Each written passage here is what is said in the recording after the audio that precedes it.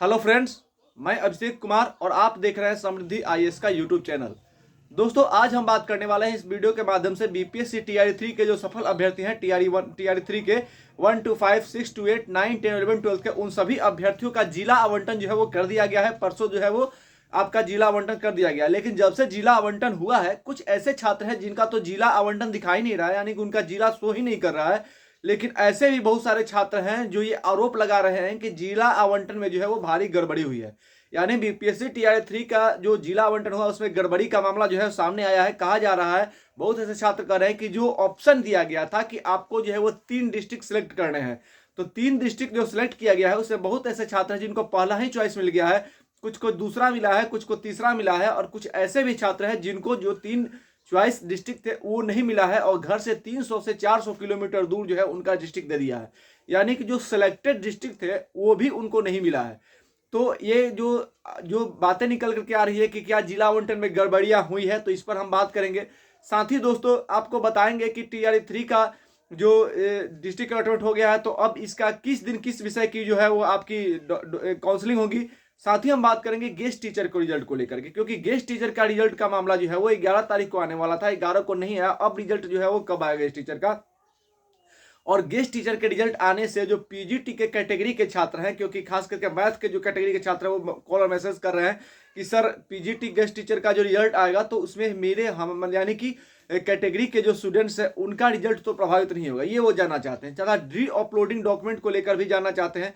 तो सबसे पहले हम बात कर लेते हैं उनकी, यानी कि वैसे छात्रों की जिनका जिला आवंटन अभी तक नहीं हुआ है। तो आप सभी छात्रों को जिनका जिला आवंटन अब तक नहीं हुआ है, उनका जिला आवंटन जो है अब बीपीएससी द्वारा नहीं किया जाएगा, बल्कि जो है वो बिहार की शिक्षा विभाग द्वारा किया जाएगा।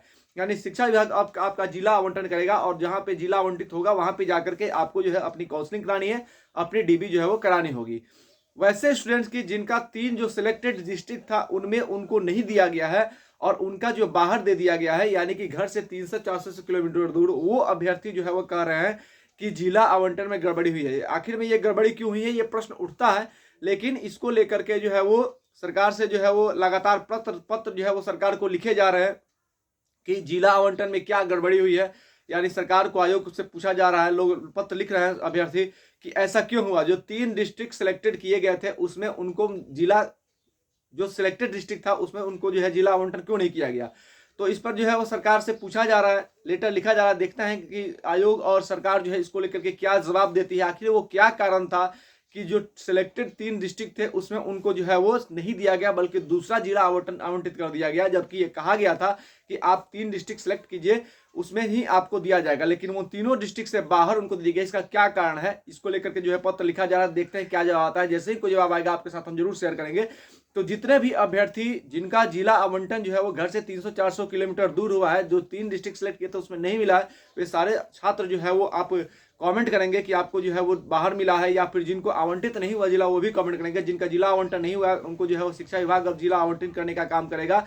और जो काउंसलिंग डेट है, जो 21 तारीख से लेकर के 30 तारीख के बीच आपको काउंसलिंग कराने का मौका दिया गया है, तो वो जो काउंसलिंग कराने का जो काम है वो भी बिहार की शिक्षा विभाग ही करेगी। यानी कि काउंसलिंग जो है वो बीपीएससी नहीं करा रहा है, बिहार की जो शिक्षा विभाग है वो आपकी जो है वो काउंसलिंग कराने का काम करेगी। और इसको लेकर के कि किस विषय की काउंसलिंग अब किस दिन की जाए, क्योंकि सारे अभ्यर्थी जो है अब तैयार है कि उनको जो है वो काउंसलिंग कराना है, अपना डॉक्यूमेंट जो है वो फाइल कर दिया है। आप सभी अपना यानी कि मूल प्रवेश पत्र ले लीजिएगा, आप अपना आधार ले लीजिएगा, जो वाटर मार्क डॉक्यूमेंट है वो सारे ले लीजिएगा, और सबका फोटो कॉपी कराकर कम से कम 4 सेट आप अपने पास रखिएगा और लेकर के जाइएगा, जो लगेगा वो वहां पे दीजिएगा।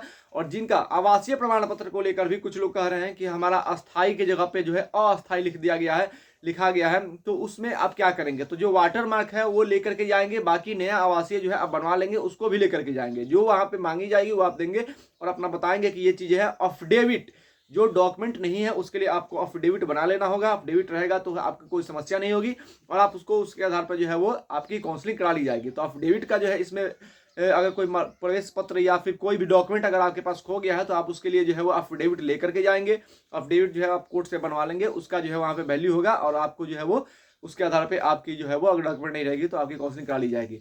बात कर लेते हैं गेस्ट टीचर रिजल्ट को लेकर के, कि गेस्ट टीचर का जो रिजल्ट है वो आपको जो है वो आज भी नहीं आएगा। अभी मुझे लगता है कि 14 तारीख को यानी 13 से 14 कल या परसों में जो है वो गेस्ट टीचर का रिजल्ट आएगा। और गेस्ट टीचर का रिजल्ट आ जाने के बाद जो है उनका जिला आवंटन कर दिया जाएगा। और गेस्ट टीचर का रिजल्ट आने से पीजीटीटी के अन्य छात्रों को कोई प्रभाव नहीं पड़ेगा। याद रखिए, मैं बकरी जिम्मेवारी के साथ कर रहा हूँ कि गेस्ट टीचर का रिजल्ट आने से आपके रिजल्ट पर कोई प्रभाव नहीं पड़ेगा। आपका जो रिजल्ट है वो हो गया है, उनका रिजल्ट जो है वो वैसे ही रहेगा। हाँ, रिजल्ट आने के बाद जो है वो आपकी रैंकिंग में इधर उधर हो सकता है, लेकिन आपका रिजल्ट कैंसिल नहीं होगा, बड़ी जिम्मेवारी के साथ। और उसके बाद और जो भी अभ्यर्थी डॉक्यूमेंट री अपलोडिंग कर रहे हैं तो देखना ही है कि TR1 TR2 में जिस तरह से गलत डॉक्यूमेंट जो अपलोड हो गया उसको री अपलोड करने का मौका मिला था, आपको भी मिलेगा। जो आपका डीबी का जो डेट है 21 तारीख से, उससे पहले पोर्टल खुलने की पूरी संभावना है। पोर्टल खुलेगा और आपको री अपलोड का मौका मिलेगा। इसलिए आप डॉक्यूमेंट तैयार रखें, अपना री अपलोड करेंगे, उसके बाद आपका जो है वो डीबी करा जाएगा। तो आप सभी छात्रों को एक बार फिर से बहुत बहुत धन्यवाद, बहुत बहुत शुभकामनाएं।